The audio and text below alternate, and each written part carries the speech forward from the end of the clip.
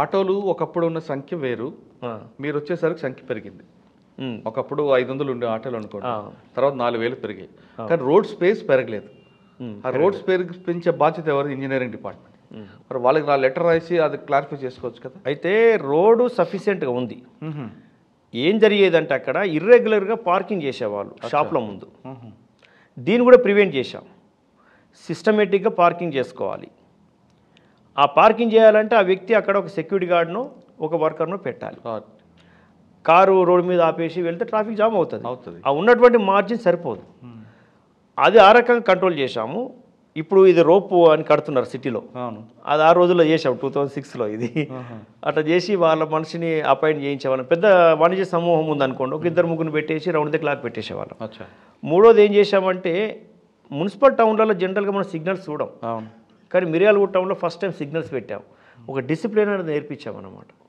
వెహికల్స్కి ఆగాలి పోవాలి అనేది, ఇర్రెగ్యులర్గా పోవడం రావడం, ట్రాఫిక్ జామ్ బాగా అయ్యేది అక్కడ.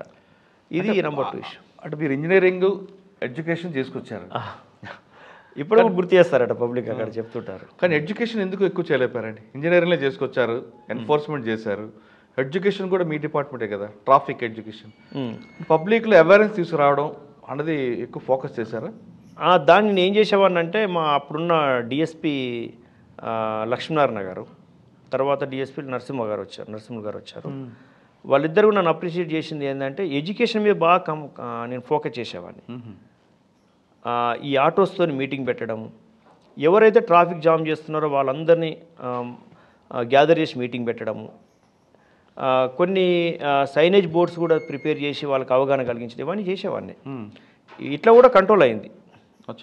ఇట్లా ఉన్నాయి సార్ అక్కడ హాలేరు. మరి మిర్యాలగూడ తర్వాత నేను మళ్ళీ సెలవు పెట్టి గ్రూప్ 1 ప్రిపరేషన్కి వెళ్ళాను. రెండోసారి కొట్టాలని. కానీ ఇప్పుడున్నట్టుగానే అప్పుడు కూడా ఎప్పుడు వాయిదాలు పడేది, అనుకున్న సమయానికి కాకపోయేది, నిరుత్సాహం వచ్చేసేది. ఇంటికి పెద్దవాడిని, ఇంకా తమ్ముళ్ళ పెళ్ళిళ్ళు కాలేదు, ఎవరికి వృత్తి లేదు, నా మీద బాధ్యత పెరిగేది. గ్రూప్ 1 కంక్లూడ్ కాకపోయేది. 2002లో నోటిఫికేషన్ వస్తే 2007లో కంక్లూడ్ అయింది. ఇంకెక్కడ ఉత్సాహం ఉంటుంది? ఎంతకాలం అంటే మనం లీవ్లో ఉంటాం. ఆఫీసర్స్ కూడా ఏదో 1 ఇయర్ ఇస్తారు, 6 నెలలు ఇస్తారు, 8 నెలలు ఇస్తారు.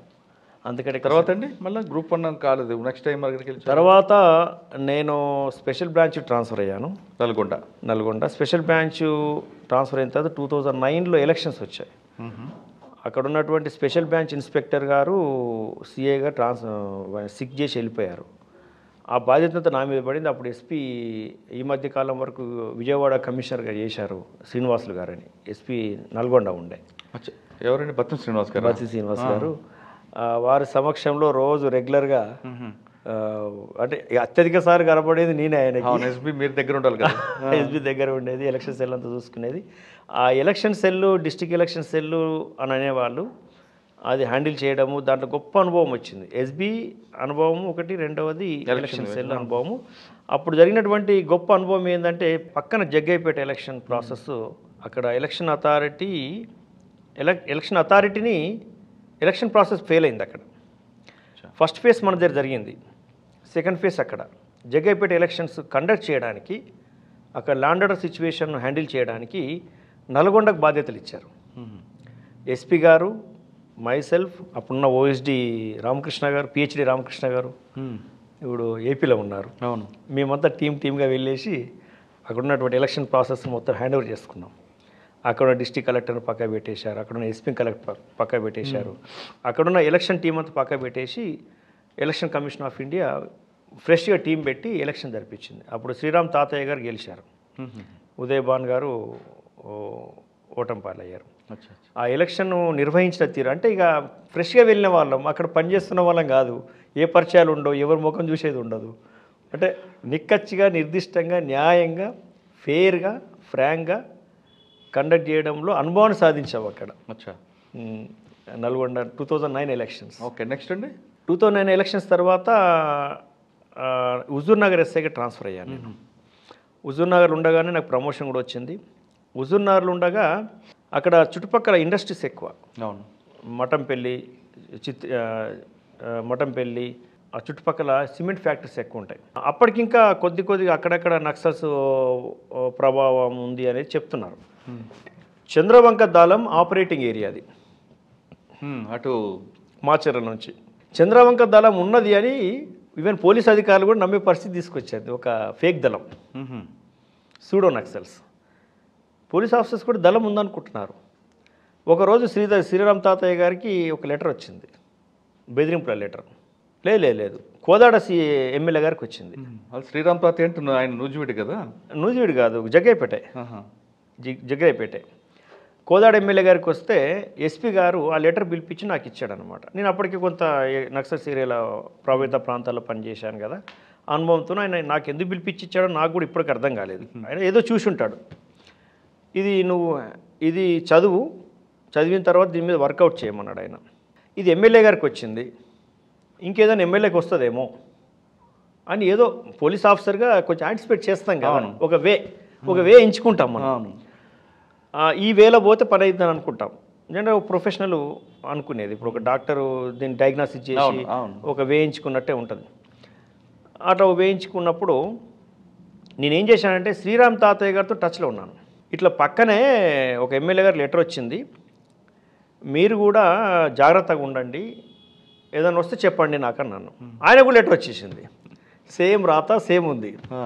అరే అట్లయింది, అసలు అనుకున్నట్టే జరిగిపోయింది ఏంటంటే అది అమేజింగ్గా ఉంది అని హుజూర్ నగర్ ఎమ్మెల్యే ఉత్తమ్ కుమార్ రెడ్డి గారు, మినిస్టర్ గారు, వారికి చెప్పలేదు. కానీ వారి ఇంటి దగ్గర కూడా నేను నిఘా పెట్టాను. మఫ్టీలో ఎవరైనా వస్తారు, ఎవరికైనా ఇస్తారు, లేదంటే కాంపౌండ్ వాల్ మీద నుంచి ఏదన్నా ఉత్తరం వేసిపోతారు, అబ్జర్వ్ చేయండి అని మా వాళ్ళు మఫ్టీలో పెట్టారు. ఆయన దగ్గర కూడా అనుకోకుండా వచ్చేసింది ఇటనే. కాకపోతే అన్ని చోట దొరకలేదు, ఇక్కడ దొరికారు. పట్టుకున్న తర్వాత డైరెక్ట్ దొరికిపోయారు. అంటే ఏ టైంలో ఒక సిస్టమ్ 4:30 ఈవినింగ్ ఒక వ్యక్తి వచ్చినాడు. ఆ లెటర్ ఇట్లా కాంపౌండ్ వాల్ మీద నుంచి వేద్దాం అనుకుంటే ఒక మనిషి అక్కడ ఉన్నాడు, లెటర్ ఇచ్చేసినాడు. వెళ్తుంటే మా వాళ్ళు క్లియర్గా ఎక్స్ప్లెయిన్ చేశారు కదా, పట్టేశారు. అంటే కొన్నిసార్లు ఇది కథ కాదు, ఇదంతా కథలాగా ఇదో నిజం కాదు అనిపిస్తుంటుంది. కానీ అప్రోచ్ అనమాట, ఒక రియలిస్టిక్ అప్రోచ్ అనేది ఎవరికైనా ఉండాలి ప్రొఫెషనలిజంలో.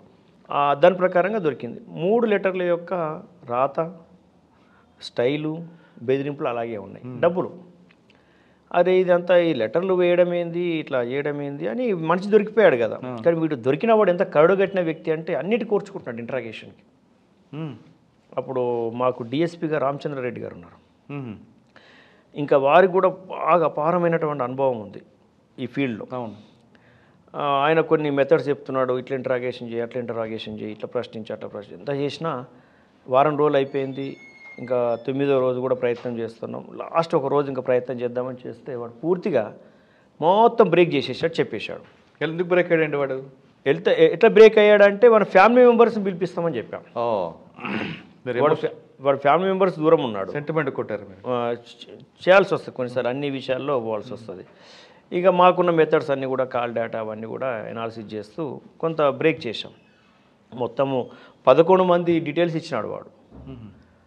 వెపన్స్, డంపులు, నక్సల్స్ ఉపయోగించే ప్రతి ఒక్కటి, detonators, gelatin sticks, double barrel gun, uniforms కూడా ఇచ్చాడా? తుపాకులు, అంటే ఫేక్ తుపాకులు, యూనిఫామ్ అన్నీ.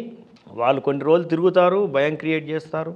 ఒక పోల్ట్రీ ఫామ్ వెళ్తారు, అక్కడికి వెళ్ళేసి డబ్బులు డిమాండ్ చేస్తారు, వినిపించుకోకపోతే దాన్ని కాలబెట్టేస్తారు, లేకుండా కొడతారు. జగ్గయ్యపేటలో, పిడుగురాళ్ళలో, మాచర్లలో కట్టేసి కొట్టినారు నక్సల్స్ అని చెప్పి. అన్నీ వాళ్ళు చేసేది ప్రతి ఒక్కటి వాళ్ళు అప్లై చేశారు.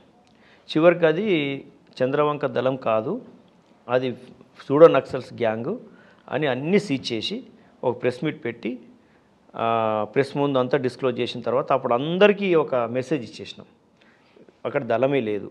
దాంట్లో చేసిన మంచి పని ఏంటంటే నాకు ఇప్పటి పేరు గుర్తుకుంది. ఒరిస్సా బార్డర్లో పార్వతీపురంలో బడే సత్యనారాయణ అని ఒక డాక్టర్ గారు ఉంటారు. వారి కొడుకు, అంటే ఏదో చాలా రోజులకు లేట్ సంతానం ఉన్నట్టు కొడుకు పుట్టినాడు. ఆయన 7th క్లాసు ఏదో చదువుతున్నాడు. ఆ విషయం వాళ్ళకి తెలిసి అతన్ని కిడ్నాప్ చేసి, ఆ బాబుని కిడ్నాప్ చేసి పెద్ద మొత్తంలో డబ్బులు, ర్యాన్సమ్ డబ్బులు కలెక్ట్ చేద్దామని ప్రయత్నం ఒకటి ప్లాన్ చేసుకున్నారు వాళ్ళు. కిడ్నాప్ చేసి అవసరం డబ్బులు ఇవ్వకపోతే చంపేద్దామని. అది ఇంకా అప్లై కాలే. అప్లై కాకముందుకే మనం పట్టుకున్నాం. ఇంట్రాగేషన్లో ఆ విషయం తెలిసి అతను అలర్ట్ చేసాం. ఇంకా కొంతమంది దొరకలే కదా, మొత్తం 11 మందిలో మేము పట్టుకుంది 6గురిని 7గురిని పట్టుకున్నాం. ఇంకొంతమంది దొరకలేదు. మరి దొరకని వాళ్ళు ఆ పని చేయొచ్చు కదా, అతను అలర్ట్ చేసాం. ఆ కిడ్నాప్ ఒకటి మేము కాపాడినట్టు అయింది. సార్ దీనికి లీడర్ ఎవడండి? లీడరు రమేష్ అని అతను శిక్ష పడింది.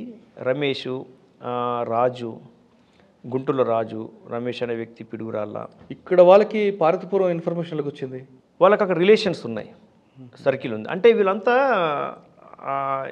శ్రీకాకుళం వాడొకడు,